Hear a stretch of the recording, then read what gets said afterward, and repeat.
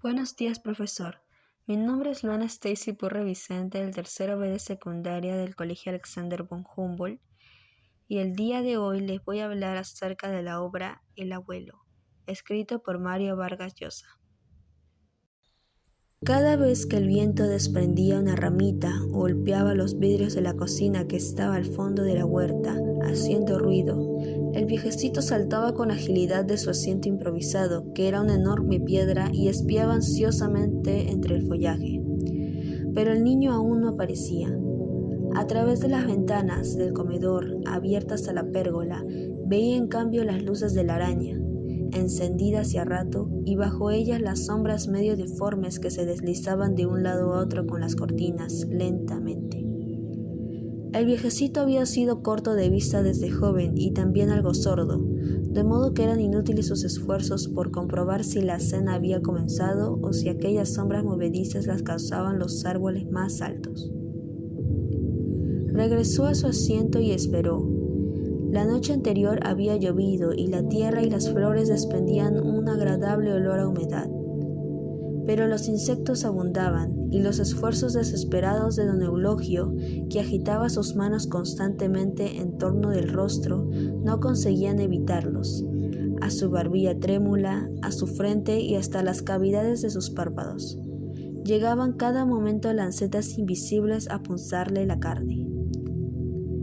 El entusiasmo y la excitación que mantuvieron su cuerpo dispuesto y febril durante el día habían decaído y se sentía ahora cansancio y algo de tristeza. Tenía frío, le molestaba la oscuridad del vasto jardín y lo atormentaba la imagen, persistente momento atrás, de alguien, quizás la cocinera o el mayordomo, sorprendiéndolo de pronto en su escondrijo. ¿Qué hace usted en la huerta a estas horas, don Eulogio? Y vendrían su hijo y su hija política, convencidos de que estaba loco. Sacudido por un temblor nervioso, volvió la cabeza y adivinó entre los bloques de crisantemos, de nardos y de rosales el diminuto sendero que llegaba a la puerta trasera esquivando el palomar. Se tranquilizó apenas, recordando haber comprobado 3 veces que la puerta estaba junta, con el pestillo corrido, y que en unos segundos podía deslizarse hacia la calle sin ser visto. Si hubiera venido ya, pensó, intranquilo, porque hubo un instante a los pocos minutos de haber ingresado cautelosamente a su casa por la entrada casi olvidada de la huerta, en que perdió la noción del tiempo y permaneció como dormido. Solo reaccionó cuando el objeto que ahora acariciaba sin saberlo se desprendió de sus manos golpeándolo el muslo. Pero era imposible.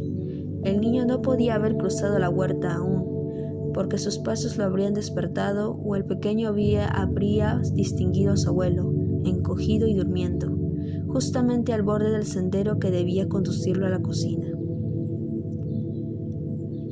Esta reflexión lo animó.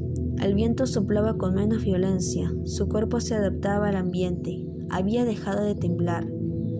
Tentado entre los bolsillos de su saco, encontró pronto el cuerpo duro y cilíndrico del objeto que había comprado esa tarde en el almacén de la esquina.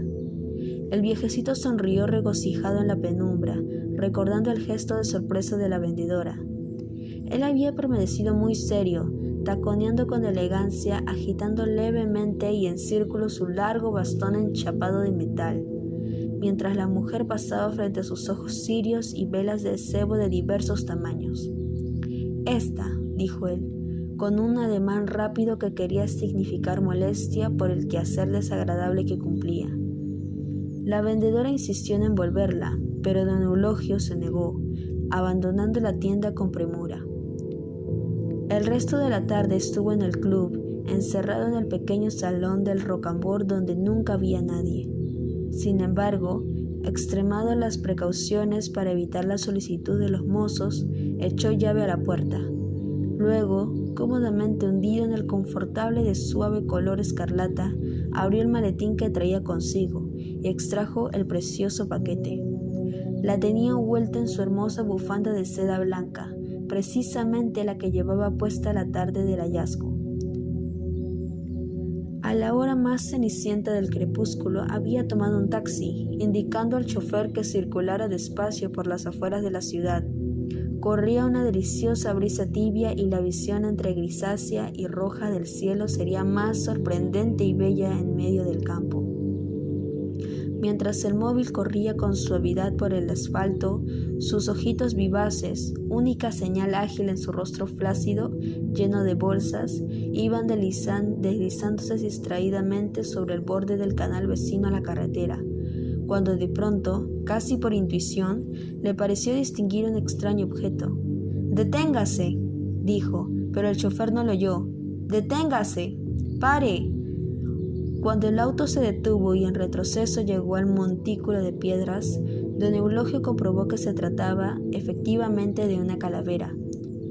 Teniéndola entre las manos, olvidó la brisa y el paisaje, y estudió minuciosamente con creciente ansiedad esa dura forma impenetrable despojada de carne y de piel, sin nariz, sin ojos, sin lengua. Era un poco pequeña y se sintió inclinado a creer que era de un niño. Estaba sucia, polvorienta, y el cráneo pelado tenía una abertura del tamaño de una moneda, con los bordes astillados. El orificio de la nariz era un perfecto triángulo, separado de la boca por un puente delgado y menos amarillo que el mentón. Se entretuvo pasando un dedo por las cuencas vacías, cubriendo el cráneo con la mano en forma de bonete o hundiendo su puño por la cavidad baja, hasta tenerlo apoyado en el interior. Entonces, sacando un nudillo por el triángulo y otro por la boca a manera de una larga lengüeta, imprimía a su mano movimientos sucesivos y se divertía enormemente imaginando que aquello estaba vivo. 2 días la tuvo oculta en el cajón de la cómoda, abultando el maletín de cuero, envuelta cuidadosamente sin revelar a nadie su hallazgo. La tarde siguiente a la del encuentro permaneció en su habitación, paseando nerviosamente entre los muebles lujosos de sus antepasados. Casi no levantaba la cabeza. Se diría que examinaba con devoción profunda los complicados dibujos sangrientos y mágicos del círculo central de la alfombra, pero ni siquiera los veía. Al comienzo estuvo muy preocupado. Pensó que podían ocurrir imprevistas complicaciones de familia. Tal vez se reirían de él. Esta idea lo indignó y tuvo angustia y deseo de llorar. A partir de ese instante, el proyecto se apartó solo un momento de su mente.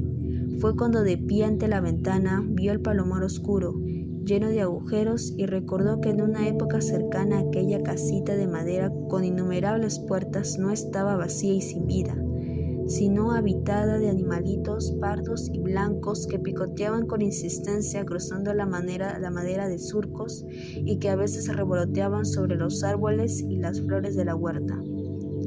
Pensó con nostalgia en los débiles y cariñosos que eran, confiadamente venían a posarse en su mano, donde siempre les llevaban algunos granos y cuando hacían presión entornaban los ojos y los sacudían un débil y brevísimo temblor.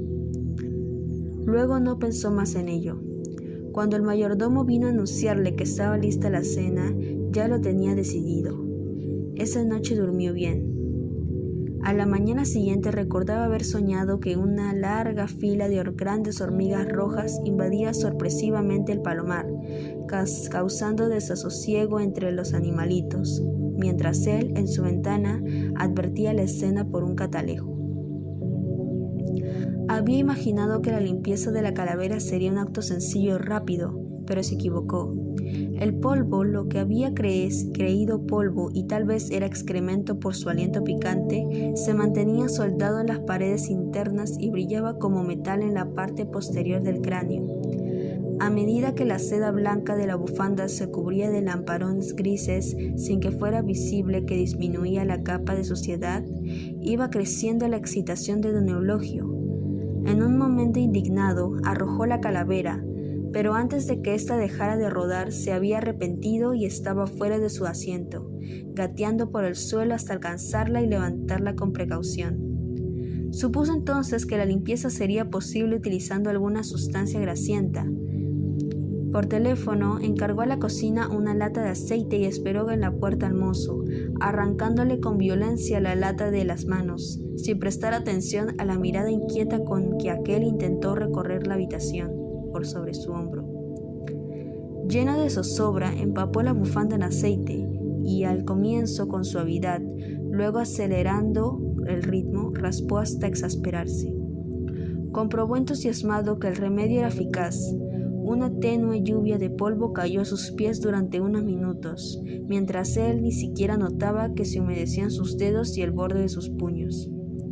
De pronto, puesto de pie de un brinco, admiró la calavera que sostenía sobre su cabeza, limpia, luciente, inmóvil, con unos puntitos como de sudor sobre la suave superficie de los pómulos. La envolvió de nuevo amorosamente. Cerró su maletín y salió precipitado del club. El automóvil que ocupó en la puerta lo dejó a la espalda de su casa. Había anochecido. En la fría penumbra de la calle se detuvo un momento, temeroso de que la puerta estuviera clausurada. Enervado, calmó, estiró su brazo y dio un respingo de felicidad al notar que giraba la manija y que aquella cedía con un corto chirrido. En ese momento escuchó voces en la pérgola. Estaba tan ensimismado que incluso había olvidado el motivo de ese trajín febril. Las voces, el movimiento fueron tan imprevistos que su corazón parecía una bomba de oxígeno golpeándole el pecho. Su primer impulso fue agacharse, pero lo hizo con torpeza y se resbaló de la piedra, cayendo de bruces. Sintió un dolor agudo en la frente y en un sabor desagradable de tierra mojada en la boca, pero no hizo ningún esfuerzo con incorporarse y continuó allí, medio sepultado en las hierbas, respirando fatigosamente, temblando. En la caída había tenido tiempo para elevar la mano que aprisionaba la calavera de modo que ésta se mantuvo en el aire, a escasos centímetros del suelo, siempre limpia. La pérgola estaba a 50 metros de su escondite y don Eulogio oía las voces como un delicado murmullo, sin distinguir lo que decían. Se incorporó trabajosamente. Espiando, vio entonces en medio del arco de los grandes manzanos cuyas raíces tocaban el zócalo del corredor una forma clara y esbelta, y comprendió que era su hijo. Junto a él había otra, más oscura y pequeña, reclinada con cierto abandono. Era la mujer. Pestañeando, frotando sus ojos, trató angustiosamente, pero en vano, de distinguir al niño. Entonces lo oyó reír, una risa cristalina de niño, espontánea, purísima, que cruzaba el jardín como un animalillo. No esperó más. Extrajo la vela de su saco junto a tientas ramas, terrones y piedrecitas y trabajó rápidamente hasta asegurar la vela sobre la piedra. Luego, con extrema delicadeza, para evitar que la vela perdiera el equilibrio, colocó encima la calavera. Presa de gran excitación, uniendo sus pestañas al macizo cuerpo, aceitado para verlo mejor, comprobó de nuevo que la medida era justa. Por el orificio del cráneo asomaba un puntito blanco como un nardo. No pudo continuar observando. El padre había elevado la voz y aunque las palabras eran todavía incomprensibles, don Eulogio supo que se dirigía al niño. Hubo en ese momento como un cambio de palabras entre las tres personas. La voz gruesa del padre, cada vez más enérgica, el rumor melodioso de la mujer, los cortos gritos destemplados del nieto. El ruido cesó de pronto. El silencio fue brevísimo. Lo interrumpió como una explosión este último. Pero conste, hoy acaba el castigo. Dijiste 7 días y hoy se acaba. Mañana ya no voy. Con las últimas palabras escuchó pasos precipitados, pero casi de inmediato dejó de oírlos. ¿Venía corriendo? Era el momento decisivo. Don Eulogio venció el ahogo que le estrangulaba y concluyó su plan. El primer fósforo dio solo un fugaz hilito azul. El segundo prendió bien. Quemándose las uñas pero sin sentir dolor, lo mantuvo junto a la calavera, aún segundos después de que la vela estuviera encendida. Dudaba, porque lo que veía no era exactamente la imagen que supuso cuando una llamarada sorpresiva creció entre sus manos con un brusco crujido, como de muchas ramas secas quebradas a la vez, y entonces quedó la calavera iluminada del todo, echando fuego por las cuencas, por el cráneo, por los huesos de la nariz y de la boca. «¡Se ha prendido toda!», exclamó maravillado. Había quedado inmóvil, repitiendo como un disco: «Fue el aceite, fue el aceite». estupefacto y embrujado ante el espectáculo medio macabro, medio mágico de la calavera en llamas. Justamente en ese instante escuchó el grito. Fue un grito salvaje, como un alarido de animal herido, que se cortó de golpe. El niño estaba delante de él, en el círculo iluminado por el fuego, con las manos retorcidas frente a su cuerpo y los dedos crispados. Lívido, estremecido de terror, tenía los ojos y la boca muy abiertos y estaba rígido y mudo y rígido, haciendo unos extraños ruidos con la garganta, como roncando. «¡Me ha visto! ¡Me ha visto!», decía don Eulogio, con pánico, pero al mirarlo supo de inmediato que no lo había visto, que su nieto no podía ver otra cosa que aquel rostro de huesos que llameaba. Sus ojos estaban inmovilizados, con un terror profundo y eterno retratado en ellos, fijamente prendidos al fuego y aquella forma que se carbonizaba. Don Eulogio vio también que a pesar de tener los pies hundidos como garfios en la tierra, su cuerpo estaba sacudido por convulsiones violentas. Todo había sido simultáneo: la llamarada, el espantoso aullido, la visión de esa figura de pantalón corto súbitamente poseída de espanto. Pensaba entusiasmado que los hechos habían sido incluso más perfectos que su plan, cuando sintió muy cerca voces y pasos que avanzaban, y entonces, ya sin cuidarse del ruido, dio media vuelta y a saltos, apartándose del sendero, destrozando con sus pisadas los macizos de cristamentos y rosales que entreveía en su carrera a medida que lo alcanzaban los reflejos de la llama, cruzó el espacio que lo separaba de la puerta. La atravesó junto con el grito de la mujer salvaje, también, pero menos puro que el de su nieto. No se detuvo ni volvió la cabeza. En la calle, un viento frío hendió su frente y sus escasos cabellos, pero no lo notó y siguió caminando, despacio, rozando con el hombro del muro de la huerta, sonriendo satisfecho, respirando mejor, más tranquilo.